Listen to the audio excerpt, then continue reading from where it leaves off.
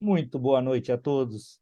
Dia 13 de março de 2023, São Paulo, começando mais uma vez com o programa do transportador da TV Fetrabens. Hoje estou chique, arrumei até uma canequinha aqui, fazer propaganda do nosso rodão e tomar uma aguinha. Dizem que é água, né? Mas é uma grande satisfação ter você com a gente. Vocês aí que estão na sala de casa, você que está aí na boleia do caminhão, seja onde estiver, seja muito bem-vindo. A gente já estava com saudade de vocês. Uma semana que passamos aí, não fizemos o programa porque perdemos para o chefe caminhoneiro, que a Luciana vai falar alguma coisa para a gente. E já que eu falei da Luciana, eu vou abrir com ela aí, que está nos nossos estúdios. Com Boa você, Lu. noite. Boa noite, doutor. Tá de castigo em casa, é? Mas tudo bem, mesmo à distância, a gente está com saudade aí do senhor, volta logo aí, vai passar isso tudo, né? E aí o senhor está aqui de volta com a gente. Então, boa noite a todos os caminhoneiros e caminhoneiras do nosso Brasil, aos nossos convidados aqui presentes, o senhor Emerson Oliveira, engenheiro da Tecom, também o seu Gastão, presidente do Sinditanque de São Paulo, o seu Norival, presidente da Fetrabens e do Sindican São Paulo. Boa noite a todos. E eu gostaria de dar um recado especial dos nossos patrocinadores. Pancard Roadcard, liberdade e segurança para o amigo caminhoneiro. Telerisco, sempre pertinho do caminhoneiro. Maxi Clima, os melhores climatizadores e refrigeradores do Brasil é com a Maxi Clima. Unitruc e Unicar, proteção veicular, proteja o seu bem com segurança. Raster, especialista em gerenciamento de risco e logística. Extrata, facilite o seu caminho com o meio de pagamento Extrata. Buoni, gerenciadora de risco. Elite Truque, proteção para terceiros. Charada Truque, oficina de customização para o seu caminhão. Truque Ideias, consultoria em transportes. Emprego Melhor, cadastre seu currículo na Emprego Melhor. E Vilagro, gerenciadora de risco. E agora, vamos dar um giro de notícias que saiu lá no site da Fetrabens. De notícias que envolvem o judiciário. A Fetrabens divulgou que a Justiça Federal em Rio Verde condenou uma empresa pelo transporte de cargas com excesso de peso nas rodovias. Mas essa não foi a única. Teve uma decisão judicial que atendeu a um pedido de uma transportadora e reduziu de R$ 5.000 para R$ 550 o valor de 2 multas administrativas aplicadas pela NTT. E também divulgamos algumas notícias sobre o que está acontecendo no Legislativo. Estão no nosso site a notícia de que foi apresentado um projeto de lei que impede a apreensão de CNH de devedores, bem como do projeto que torna obrigatória a instalação de pontos de apoio para caminhoneiros em estabelecimentos que recebem ou despacham mercadorias. Além disso, a Fetrabens já divulgou em toda a sua rede social, que começou nesta segunda-feira, a campanha nacional de vacinação contra a gripe. Nesse momento, um dos alvos da campanha são os caminhoneiros. Por isso, amigo caminhoneiro, até o dia 31 de maio, procure uma unidade básica de saúde para se vacinar contra a gripe, pois você terá prioridade. E você, amigo caminhoneiro, participe do programa do transportador lá no nosso site. Se você ainda não se inscreveu no canal TV Fetrabens no YouTube, inscreva-se e acompanha todas as nossas informações e os nossos programas que são feitos especialmente para você. É com você, doutor Ailton. Obrigado, Lu. Sempre bem-vindo suas colocações, suas notícias, para manter a gente sempre antenado.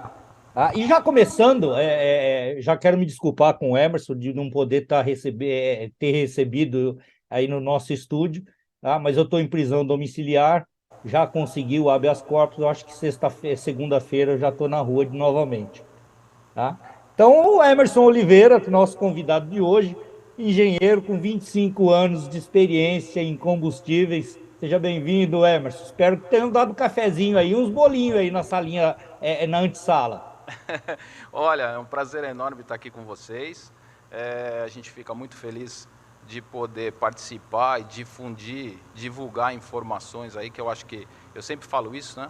O conhecimento, ele não tem valor se ele não é repassado, né? E aí tu pode ficar tranquilo que a gente vai fazer o possível aqui para diminuir a distância aqui. E o café estava ótimo sim, viu? Legal, seja bem-vindo, Emerson. Sinta-se abraçado, tenho certeza que o pessoal recebeu, como todos os nossos convidados, recebe com o maior carinho aí. Tá? Junto com a gente também temos o Ricardo Oliveira, vice-presidente do Sinditac São José dos Campos. Boa noite, Ricardo. Boa noite, doutor Ailton. Boa noite aí aos telespectadores. Boa noite aí aos convidados. Estamos aí, doutor Ailton. Vamos discutir um pouco aí do biodiesel, né? Estamos aí para a gente conversar um pouco sobre isso. Vocês estão me ajudando aí, pegar reforço para apertar o Emerson. Ele é o especialista. Deixa ele. Nós somos os curiosos. Deixa ele, né? Deixa ele. Outro reforço importante está aí no nosso estúdio, o Bernabé Antônio Parra Rodrigues, o Gastão, nosso querido presidente do Sinditank, diretor do Sindicam e da FETRABENS. Boa noite, Gastão. Boa noite, doutor Ailton. Boa noite a todos. Seja bem-vindo ao programa.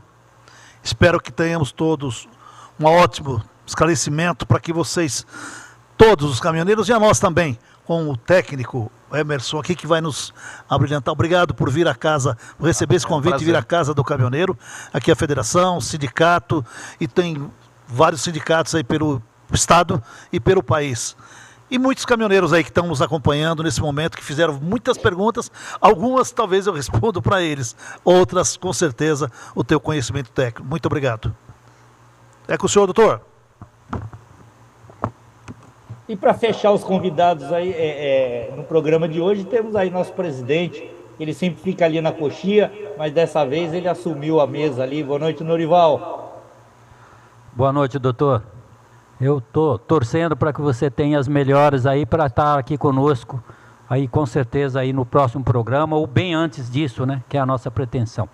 Mas o meu boa noite ele é estendido a todos, e eu tenho que aproveitar, até porque é um assunto meio fora do cronograma determinado por vocês do programa, mas eu sou obrigado a dizer, e aproveitar até porque o nosso Ibope está chegando pertinho do Ibope da Globo, então eu tenho que aproveitar para poder fazer, eu não sei se é reivindicação, se é denúncia ou o que é, mas eu tenho que falar, até porque como o vice-presidente da CNTA, eu tenho que dizer e chamar a atenção dos nossos governantes, principalmente do Sergipe, lá do posto fiscal de própria, se não me engano é o nome exato lá no Sergipe, onde que aquilo realmente está uma vergonha, para que onde está sendo obrigado os caminhoneiros a ficar no escuro, atravessando rua, dentro do buraco. Se ele tiver com carga alta, ele vai tombar lá dentro, e eles são fiscalizados por tudo, mas ninguém consegue fiscalizar esse posto fiscal,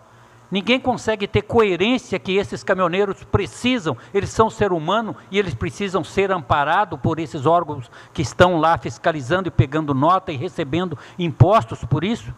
Então isso é fechatório para a gente poder ficar vendo isso nos séculos 21 e dentro de uma rodovia onde um Brasil é necessário o transporte rodoviário de carga, e nós caminhoneiros, nós trabalhadores, estamos passando por essa dificuldade nesse posto fiscal. É por isso que eles têm que acabar e realmente ficar todos digitais, como muitos estados já fizeram, e Sergipe está tão atrasado que está nos sacrificando toda a nossa categoria lá. Eu queria só aproveitar e deixar essa denúncia registrada ali. E meu boa noite a todos que estão participando e acompanhando nós nesse programa, que com certeza nós vamos levar alguns conhecimentos aproveitado aí pelo conhecimento do engenheiro Emerson, para poder levar aos caminhoneiros aquilo que nós estamos aí, que é a respeito do biodiesel. Obrigado aí, doutor. Então, assim, a diferença que nós temos aí, o biodiesel e a questão do S10 e o S500 são coisas diferentes, são coisas separadas, tá? O S10 e o S500 quer dizer a quantidade de enxofre que a gente tem nas misturas, que são 10 partes por milhão e 500 partes por milhão, enfim, não importa muito isso. Mas o S500 tem mais enxofre e o S10 tem menor teor de enxofre. Ambos têm a mesma quantidade de biodiesel. Então, isso é uma situação que, às vezes, gera muita dúvida, né, para o pessoal. O S500 ele tem uma pigmentação, para ele ser diferenciado, para as pessoas saberem qual tipo de combustível que está sendo utilizado, o S500 ele tem uma pigmentação avermelhada. Então, se você vê um combustível vermelho, você vai, diesel, né, óleo diesel, você vai identificar que ele vai ser um S500, que ele tem um maior teor de enxofre. Tá, Emerson, qual é a diferença então entre os dois? Bom, basicamente, para quem utiliza, você precisa verificar o seu veículo e que tipo de combustível que ele foi desenvolvido para utilizar.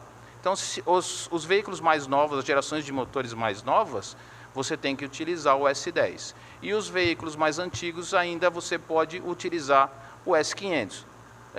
Lembrando que a gente tem aí uma tendência de não ter mais esse combustível vermelho ou com maior teor de enxofre disponível por muito mais tempo. Então existem estudos aí para que a gente tenha disponível só o S10 no mercado.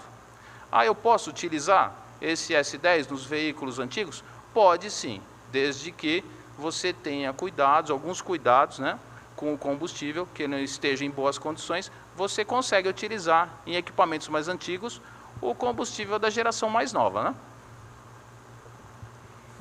Eu achei uma classificação também, o Emerson, que ele fala que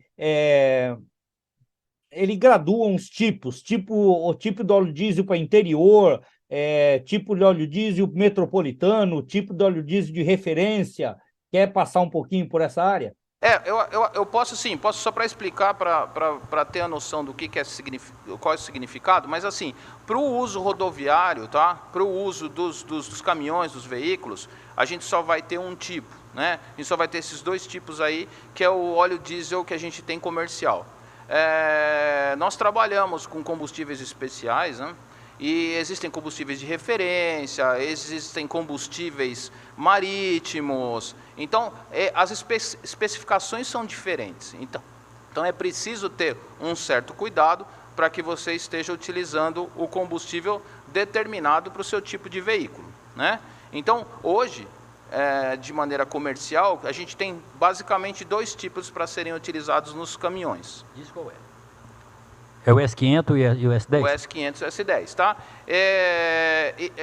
Os dois, né, como eu falei, eles têm uma diferença de enxofre, mas o percentual de biodiesel nos dois é o mesmo. A legislação está sendo aplicada aí com 12% de biodiesel agora, né, que recentemente foi publicado uma nova documentação.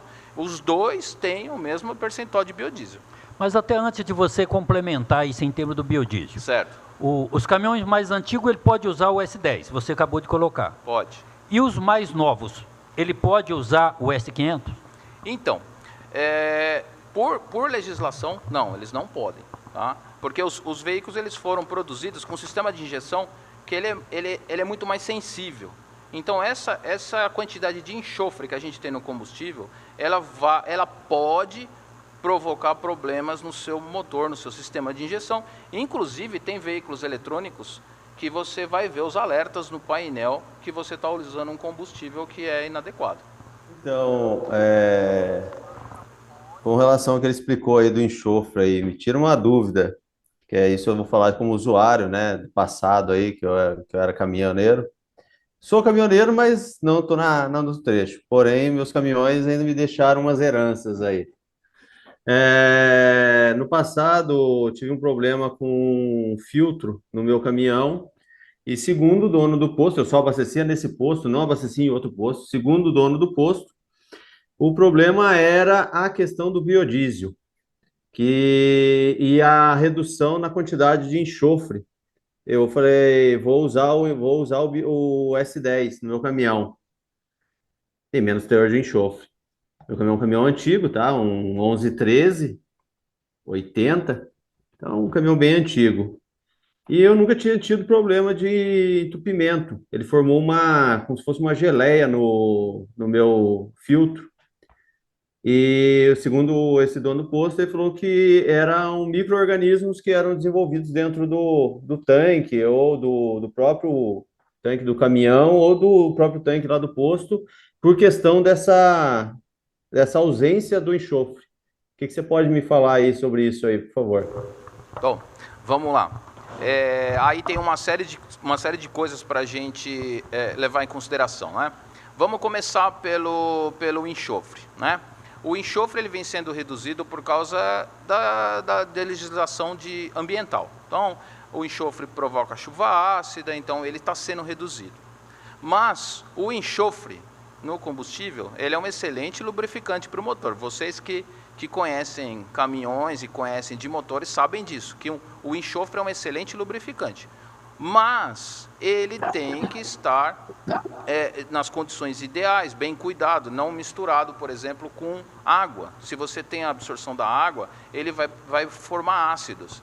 E esses ácidos aí vão formar aquela laca, aquele verniz, que quem entende um pouco de mecânica já viu bomba injetora desmontada, que tem aquele verniz meio alaranjado, né, que provoca uma série de problemas. Então, o biodiesel, uma das funções dele é conseguir repor a lubricidade, né, a capacidade de lubrificar o motor, porque a gente está tirando o enxofre. Então, mas os dois combustíveis, se você não cuidar deles da maneira correta, a gente tem problemas. Por exemplo, lá na Teccom, a gente trabalha há mais de 12 anos com os projetos especiais, e há 12 anos atrás a gente tinha uma série de problemas, também com combustível que não era bem cuidado, né? Os problemas são ligeiramente diferentes, mas as consequências são as mesmas. Antigamente a gente tinha, com combustível com maior enxofre, a gente tinha a formação desses ácidos, uma borra preta, né, que o pessoal vai lembrar. E hoje em dia a gente tem um combustível que absorve mais água, que a gente vai ter a formação de uma nata, e outras coisas que vão provocar, os dois vão provocar um mau funcionamento, uma perda de rendimento, tá? As consequências são similares. Agora, você falou de filtros, por exemplo. Isso é uma outra coisa que a gente precisa verificar com cuidado. Porque antigamente, os filtros eram totalmente diferentes, as tecnologias e a malha dos filtros era diferente. Os motores mais antigos, eles tinham filtros que passavam combustível, passavam sujidades com maior facilidade. E os de hoje, eles têm uma malha muito mais fina. Então, eles acabam sofrendo mais com um combustível que não está bem cuidado. Então, a gente precisa entender um pouquinho que não é só o combustível que mudou.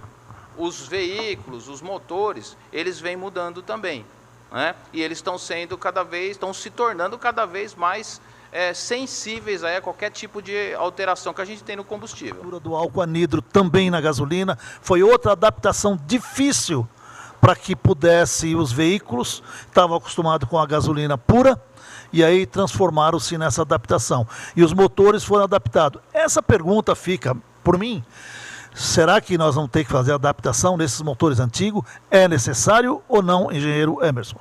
Olha, essa pergunta é bem pertinente, né? Mas aí a gente vai fazer uma comparação de antigamente com agora. O Proálcool, inclusive eu tive 2 chefes que participaram desse programa, era uma novidade, era uma coisa completamente nova e a gente não tinha a tecnologia que tem hoje, né? Então, era uma coisa que estava nascendo do zero, surgindo do zero, né? Um combustível completamente diferente. Hoje não, a gente tem uma série de estudos, existem comissões técnicas que estudam e que preparam as legislações, essa especificação que eu disse, que tem 20 linhas, eles estão preocupados sim com os veículos antigos também, tá? Ah, Emerson, mas tem problema. Pode ter problema. Tanto que fizeram uma especificação, recentemente publicaram uma especificação nova do biodiesel, mais rigorosa, para que nós tenhamos um biodiesel mais propício para o nosso uso. Então existe uma preocupação. Agora, não tenha dúvida, né, que toda mudança gera uma dor. A gente precisa se ajustar, né? Mas uma coisa que eu tenho certeza é que a gente está indo numa direção que a gente tem que ter combustível renovável. A gente tem que se preocupar com o meio ambiente, né? Porque da mesma maneira como a gente se preocupa com o nosso veículo, com o nosso caminhão, para ele andar direitinho, a gente tem que se preocupar também com o que está acontecendo ao nosso redor, no nosso planeta, né? Então, eu acho que essa preocupação, ela é extremamente pertinente e não tem como a gente não enfrentar essa situação e se adaptar a ela, né? Você está falando em termos da parte ambiental. Agora, me diz uma coisa, e o biodiesel, ele vai corroborar com o meio ambiente? Ou ele vai poluir ainda mais?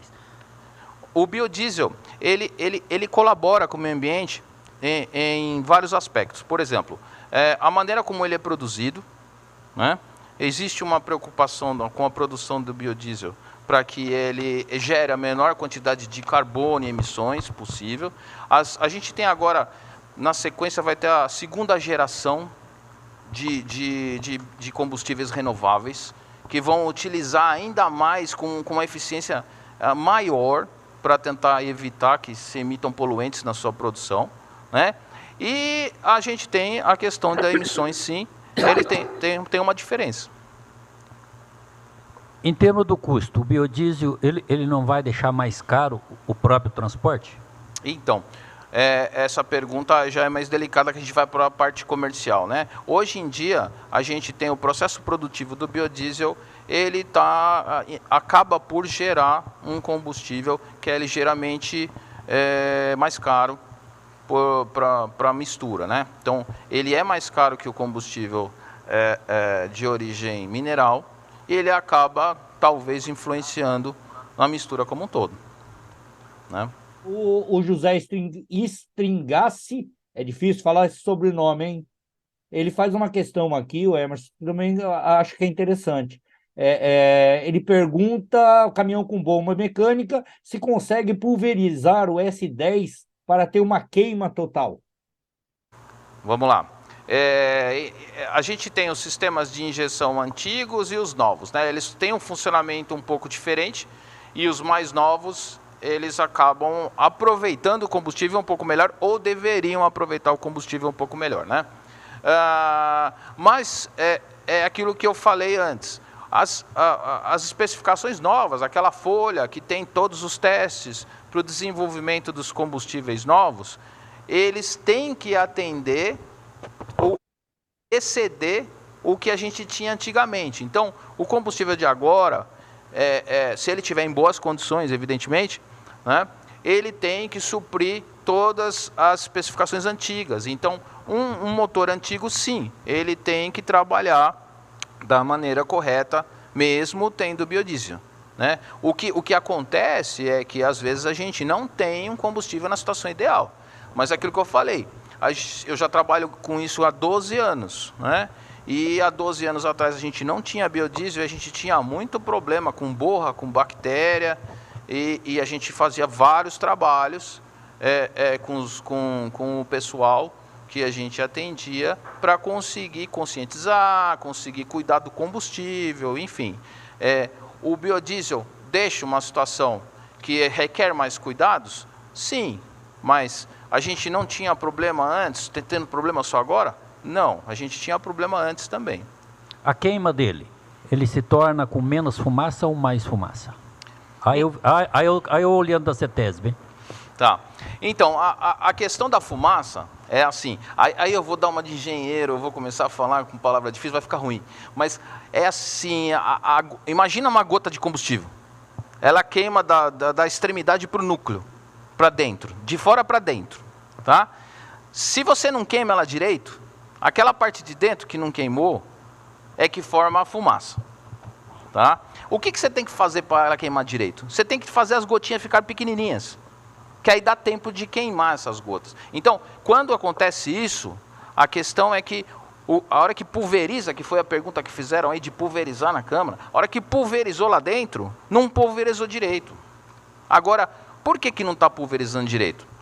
Porque a gente está com uma densidade, né? O diesel está grosso ou não está grosso, mas assim, a questão não é por causa da adição do biodiesel, a questão é que o diesel não está da maneira como deveria, não está bem cuidado. Mas ele muda a densidade do óleo diesel? O óleo diesel hoje, o comum do antigamente, ele era 805, 840, alguma coisa que ele dava lá. Isso. Hoje, você colocando o biodiesel, ele Então, permanece com essa densidade? Aí que está, as especificações mais recentes, a densidade é menor. Então, mesmo com a aplicação do biodiesel, nós temos outros produtos que são aplicados no combustível que tem que regular a densidade. Então, a densidade é uma preocupação, um dos parâmetros que é uma preocupação muito grande por causa disso. Porque se a densidade não estiver legal, o combustível não pulveriza na câmara direito. E aí vai gerar um monte de problemas, né? Não são só esses, né? Você pode ter problema de superaquecimento, você tem um pistão travado, você pode formar aquele monte de carvão na cabeça do cilindro, né? Na válvula, enfim. Tem uma série de coisas que vão acontecer por causa disso. Mas isso é tanto no motor velho como no novo. Tá? Então, o biodiesel ele tem uma densidade maior sozinho. Mas as misturas e as especificações novas que a gente tem, quando a gente faz a mistura como um todo, tem que atender uma especificação que hoje, que aquela folha com aqueles vários parâmetros que eu falei, que hoje é mais rigorosa que antigamente. Ter alternativa. Então, essa preocupação com relação ao biodiesel, exatamente por isso. Se aumentar a quantidade, o que vai ser dos nossos veículos? Olha só, essa pergunta é bem pertinente, né? Tanto que nessas comissões técnicas que eu falei, ela vem sendo discutido, né? A questão de como que vai acontecer essa adição de biodiesel. Hoje a gente tem 12%, né? Foi a determinação governamental foi 12%, e a gente tem aí um escalonamento para a gente chegar até 15%. Então, o que eu posso dizer nesse sentido é que a gente trabalha e fornece combustíveis especiais para as montadoras, e existe já em curso vários tipos de testes com percentuais de biodiesel bem acima do que está sendo aplicado no mercado, para a gente desenvolver os motores que sejam capazes de trabalhar com essas misturas, né? Então, em questão da atualidade e em questão do aumento do teor, existe a preocupação que tem um exemplo recente dessa nova norma do biodiesel, para tentar fazer com que as especificações elas fiquem cada vez mais restritas, para tentar evitar que aconteça esse tipo de problema. Mas como a gente falou, e até a gente deu o exemplo do pró-álcool lá para trás, né? Toda mudança gera alguma dor, né? Então, cabe a nós aqui discutirmos, estudarmos para tentar fazer com que essas mudanças elas ocorram de uma maneira mais suave possível, né? A gente entende a preocupação das pessoas, a gente entende que às vezes a gente fica super preocupado com uma coisa nova. Mas como é que sua preocupação com alguma coisa nova se diminui? Com o conhecimento, né? Com a gente explicar o que é, como que é, às vezes não é tão difícil, tão ruim quando a gente está pensando, né? Então, esse bate-papo aqui é super importante para isso. Obrigado pela resposta. Doutor Ailton, vou aproveitar mais um segundinho. Até aqui vem um abraço de um pessoal que estão acompanhando também nós, lá de Catanduva, Maria Goretti. Um abraço. Muito obrigado por acompanhar o nosso programa. Algumas perguntas que estão fazendo, fique à vontade. O Zé Ailton e família também em Porangaba acompanhando. Gaúcho, um abraço aí, Gauchinho. A todos que estão acompanhando, acompanham já várias e estão mandando perguntas aí para a gente. Boa noite a todos aí. Obrigado pela participação. O custo de produção do biodiesel para o diesel normal, aí, diesel de origem petróleo, não sei como é que fala isso. Olha, o que acontece? É um pouco difícil a gente comparar por causa das escalas, né? Hoje em dia, o diesel de origem mineral, ele é produzido numa escala muito grande, né? E o biodiesel numa escala menor. Então, o reflexo disso no processo produtivo é que a gente tem aí um biodiesel que acaba ficando mais caro, né? E se você estudar aí ou verificar as próximas gerações aí, nós estamos falando de os combustíveis renováveis de segunda geração, que são combustíveis das próximas gerações aí, os próximos, entre aspas, biodiesel que a gente vai ter, que o pessoal chama de HVO, que é o óleo vegetal hidrotratado, né? Mais caro ainda, porque são coisas novas, né? São coisas que estão sendo desenvolvidas. Mas a tendência é que a gente, com a tecnologia, com as coisas que vêm acontecendo, é que ele comece a ficar mais barato, né? Mas aí tem uma outra questão, que ele também tem a indústria alimentícia, que pode ter influência. Então, são vários aspectos aí econômicos que podem influenciar, que é difícil fazer uma análise, né? Eu não sou economista, né? Mas assim, vamos supor que tem uma grande demanda para o mercado alimentício. Vai ter algum reflexo? Pode ter, né?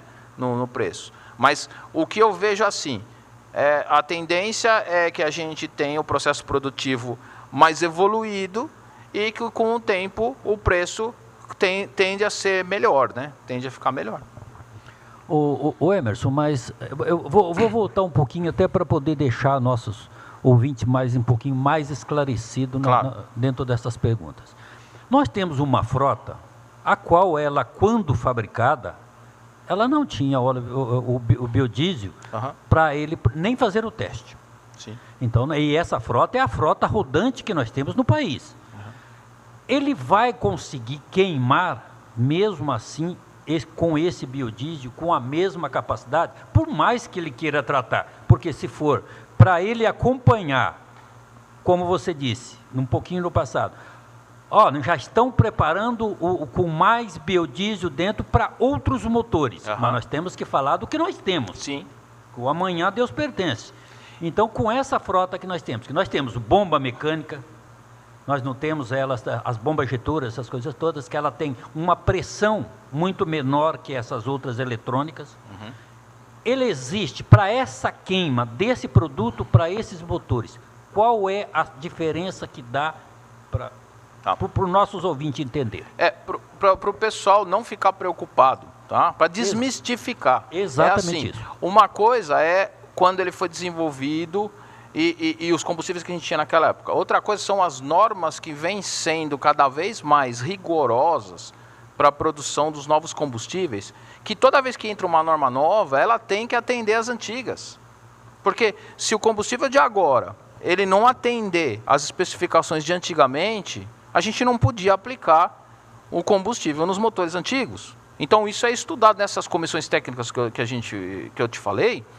A gente tem a preocupação de deixar as especificações cada vez mais rigorosas, mas que elas atendam às especificações antigas também. Então, nossos caminhoneiros que têm o seu veículo mais antigo, ele pode ficar tranquilo que ele não vai sofrer consequência, não estou falando no bolso, mas eu estou dizendo em termos de desgaste a mais no veículo, ou não queima, ou por mais poluição para ele sofrer multa ambiental. Ele pode ficar despreocupado que isso não vai acontecer? Pode, com combustível de boa qualidade, pode sim. Eu vou dar um exemplo, que eu estava falando para o Ricardo do número de cetano. Esses combustíveis renováveis de segunda geração... Explica para os nossos ouvintes o que é cetano, numa linguagem mais simples. Cetano é um número que a gente tem ali no óleo diesel, que ele identifica a capacidade desse óleo diesel de ele não pegar fogo antes da hora, quando o pistão está subindo, aquilo que eu expliquei agora há pouco, né? Então, quanto maior esse número, melhor é o combustível. Tá? Então, hoje em dia, por exemplo, a gente tem combustíveis com 40 e pouco, chegando a 50 aí, os combustíveis e as especificações. Se a gente pegar esse combustível de nova geração, por exemplo, de segunda geração, o número de cetano é entre 70 e 90.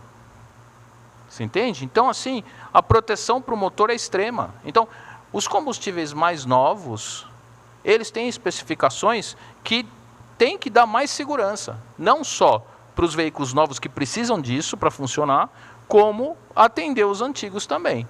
Então existe essa preocupação. Então pode ficar tranquilos que são coisas diferentes. O combustível dentro do padrão, ele não vai provocar problema nos motores antigos nem nos novos.